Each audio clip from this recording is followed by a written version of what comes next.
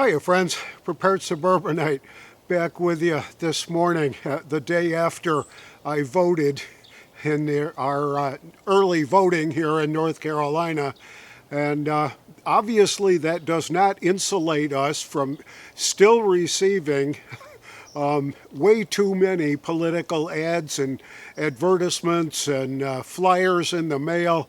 But I already voted, guys, so stop sending me stuff. I'm not going to change my vote, and I don't think I can. But this morning, while I was walking my lovely little puppy dog, I noticed that the neighborhood has filled up with idiocity. And I'll take you on a quick tour around my neighborhood, at least up the street that I live on, and we'll show you exactly what's going on here in my neighborhood.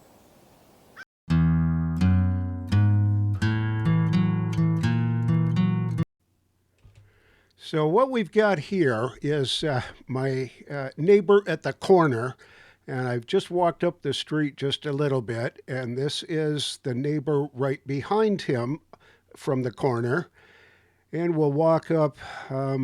My house is on the left, and this is right across the street from us. And you can see that there's that sign there. And as we walk up,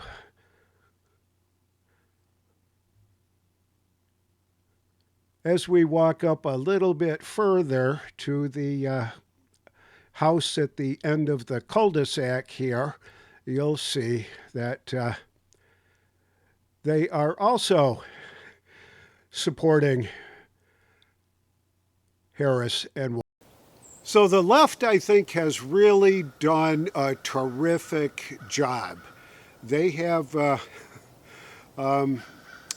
formulated an attack against Donald Trump that has been probably one of the most effective attacks, political attacks, that has ever been put together.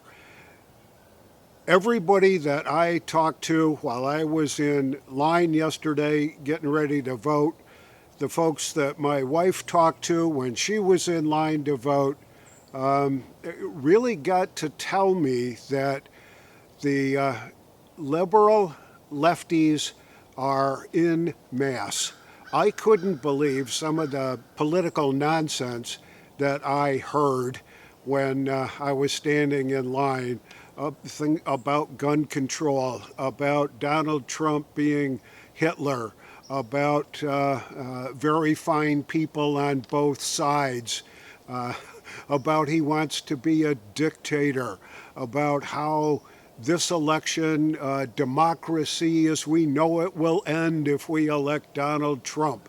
All those kinds of things have been repeated over and over and over again. And the left, because they really don't have much of a stomach to go look at conservative news sites, they spend most of their time on MSNBC and CNN and reading the Washington Compost and reading the Atlantic magazine. It's amazing that they're not getting the true message that's out there. I did a little bit of research on that this morning and came up with a list. It seems like every time that Kamala Harris is talking dirt about Donald Trump, she and her cohorts mention Project 2025. And that's been debunked a number of different ways from Sunday. Trump says he has absolutely nothing to do with Project 2025, but the recurrent theme repeated over and over and over again is that Donald Trump is behind and supports Project 2025. Also on the list, and sort of related to Project 2025, is that Donald Trump wants to cut Social Security and Medicare. That's not true. It's been debunked. Go look it up. He's talking about, the Harris campaign is talking about the enemy within, and they have defined it as being us American voters, that Donald Trump thinks that anybody that votes against him is the enemy within. And what he was really talking about was Adam Schiff. You name it, any kind of a Democrat out there that's a danger, that's put him in danger, that's put him under investigation, that supports pretty much everything that the Democrats are trying to do with this lawfare against Donald Trump. That's what he's talking about, the enemy from within. He said he wanted to be a dictator on day one. Well, he did say that, but only to the extent that he is going to drill, and he's going to reverse Biden's executive orders on the border and begin to close it down. That's what he's going to do on day one. And I don't think that's any different than what Joe Biden did on his first day.